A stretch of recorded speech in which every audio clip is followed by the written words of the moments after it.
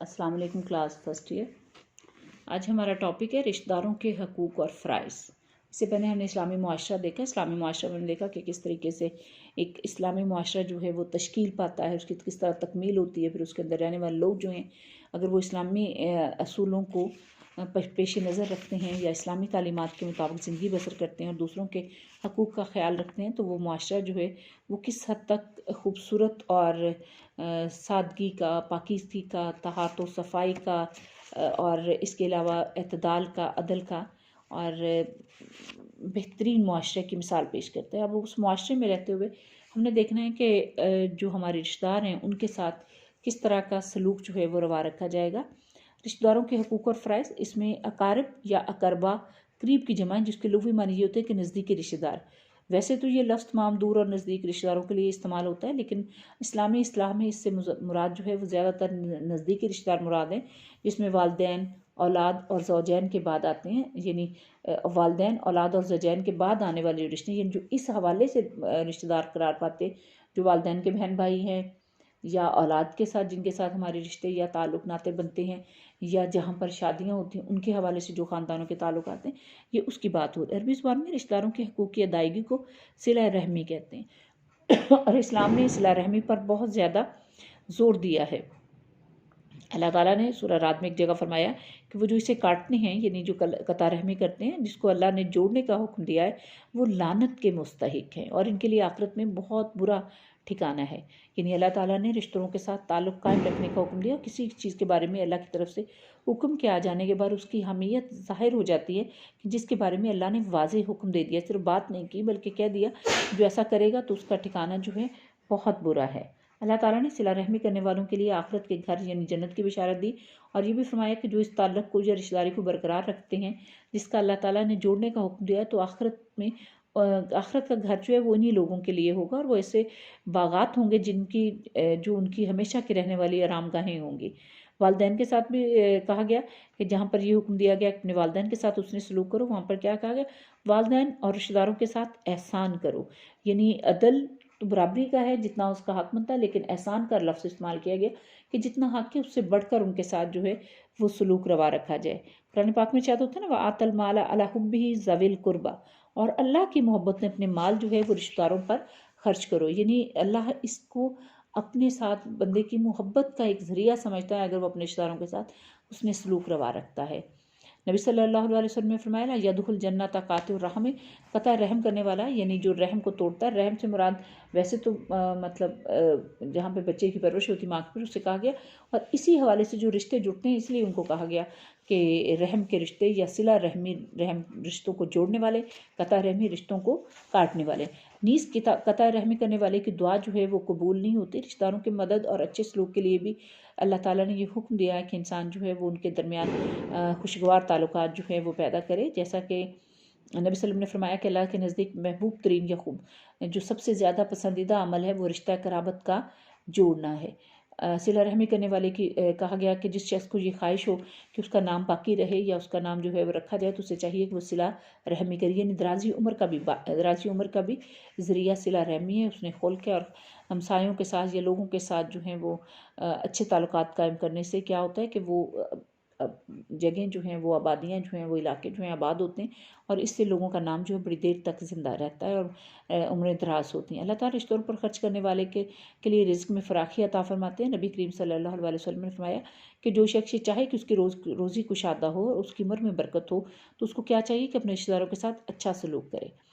اور رشتہ داروں کے حقوق کے بارے میں فرمایا گیا کہ سب سے پہلا ان کا حق یہ ہے وَإِذْ أَخَذْنَا مِيثَاقَ بَنِي إِسْرَائِيلَ لَا تَعْبُدُونَ إِلَّا اللَّهَ وَبِالْوَالِدَيْنِ إِحْسَانًا وَذِي الْقُرْبَىٰ، اور جب ہم نے بنی اسرائیل سے اقرار لیا، یعنی ان سے وعدہ لیا کہ سوائے اللہ کے تم کسی کی عبادت نہ کرنا اور والدین اور رشتہ داروں کے ساتھ اچھا سلوک کرنا، تو اللہ کا یہ بھی ارشاد ہے کہ اللہ سے ڈرتے رہو جس کے نام سے تم سوال کرتے ہو اور رشتہ داروں کے حقوق کی نگہداشت کرو۔ نبی صلی اللہ علیہ وسلم نے بھی فرمایا کہ جسے یہ پسند ہو، جیسا میں نے پہلے بھی آپ کو وہ حدیث سنائی کہ اس کی رزق میں کشادگی ہو اور اس کی عمر جو ہے وہ دراز ہو یا اس کا نام جو ہے باقی رہے، تو اسے کیا چاہیے کہ اپنے رشتہ داروں کے ساتھ اچھا سلوک کرے۔ نبی کریم صلی اللہ علیہ وسلم جب اعلان نبوت فرمایا تو مکہ کی مخالفت جو تھی وہ ان کے ساتھ دن بدن بڑھتی جا رہی تھی، اور پھر آپ نے یوں خطاب کیا، اے نبی صلی اللہ علیہ وآلہ وسلم، کہہ دیجیے کہ میں تبلیغ اسلام پر تم سے کوئی معاوضہ طلب نہیں کرتا سوائے اس کے کہ رشتہ داروں میں باہم محبت چاہتا ہوں، کہ یہ جو رشتہ دار ہے آپس میں محبت کے ساتھ رہے۔ یعنی اسلام جو ہے وہ ایسا مذہب ہے جو کہ لوگوں کو جوڑ کے رکھنا چاہتا ہے، ان کے ساتھ ایک ہمانگی کا رشتہ رکھنا چاہتا ہے۔ رشتہ داروں کا حق یہ بھی ہے کہ مالی مدد جو ہے وہ ان کی جائے۔ اگر کسی کو رشتہ دار کو مالی مدد کی ضرورت ہے، کھانے کی، کپڑے کی، تو وہ ان کی ضروریات زندگی جو ہیں وہ پوری کی جائیں، کیونکہ قرآن پاک میں ارشاد ہوتا ہے اور نیکی یہ ہے کہ اللہ کی رضا کے لیے رشتہ داروں کو مال دو۔ اور یہ بھی کہا گیا ایک اور مقام پہ، کہہ دیجئے کہ جو مال خرچ کرو سو والدین اور رشتہ داروں پر خرچ کرو۔ نبی صلی اللہ علیہ وسلم نے فرمایا کہ جو شخص عام غریبوں کو صدقہ دے گا اس کا 1 درجہ ثواب ہے، لیکن جو شخص اپنے رشتہ داروں کی مالی مدد کرے گا اسے 2 گنا ثواب ملے گا۔ تو اس سے یہ چیز ثابت ہوتی ہے کہ اپنے رشتہ داروں کے ساتھ اچھا سلوک کیا جائے۔ ایک دفعہ نبی صلی اللہ علیہ وسلم نے یہ بھی کسی شخص نے سوال کیا تھا کہ میرے اگر 2 ہمسائے ہوں تو زیادہ حق کس کا ہے؟ آپ نے کہا جس کا دروازہ تمہارے گھر کے دروازے سے زیادہ قریب ہو کر کہا کہ اس میں بھی برابر ہو، تو آپ نے فرمایا جس کے ساتھ تمہارا زیادہ تعلق، یعنی اگر رشتہ دار ہمسایہ ہو تو پہلا حق اس کا ہے بنسبت اس کے جس کے ساتھ کوئی خون کا رشتہ نہ ہو۔ ایک مسلمان کا یہ بھی فرض ہے کہ وہ اپنے رشتہ داروں کے ساتھ ان کی خوشی میں، غمی میں ان کے ساتھ شریک ہو۔ اور پھر یہ بھی کہا گیا کہ اگر کوئی رشتہ دار جو ہے خواہ وہ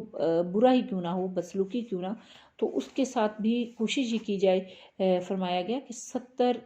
مرتبہ بھی اگر وہ برائی کرتا ہے تو اس کو معاف کیا جائے، کیونکہ اللہ تعالیٰ نے خود فرمایا نا کہ میرا ایک بندہ میرے پاس جب آتا ہے گناہ کے تو میں اس کو معاف کرتا ہوں۔ یہی چیز جو ہے وہ اللہ تعالیٰ اپنے بندے سے بھی اس چیز کا تقاضا کرتا ہے کہ وہ اپنے رشتہ داروں کے ساتھ ان کی غلطیوں کو، ان کی خطاؤں کو، ان کی برائیوں کو معاف فرما دے۔ نبی صلی اللہ علیہ وسلم کا ارشاد، کسی شخص کا کمال یہ نہیں کہ وہ حسن سلوک کا جواب حسن سلوک سے نہ دے، بلکہ کمال تو اس کا یہ ہے کہ اگر اس کے رشتہ دار اس کے ساتھ بدسلوکی کرے تو وہ ان سے حسن سلوک سے پیش آئے۔ اور پھر یہ فرمایا کہ یعنی اپنی مالی امداد کی ابتدا جو ہے ان لوگوں سے کرو جن کی کفالت آپ کے ذمے ہے۔ نبی صلی اللہ علیہ وسلم نے جب تبلیغ اسلام کا آغاز کیا تو سب سے پہلے اپنے گھر والوں، رشتہ داروں سے کہا، اور یہی اللہ کا حکم تھا کہ اپنے ہی رشتہ داروں کو انجام سے ڈرائیے۔ پھر آپ نے سب کو دعوت دی اور بلایا اور ان کے سامنے اللہ کا پیغام جو ہے وہ پیش کیا۔ حضرت بکر صدیق کا بھی واقعہ ہے کہ ایک دفعہ ان کے رشتہ دار تھے حضرت مصعب بن اساسہ،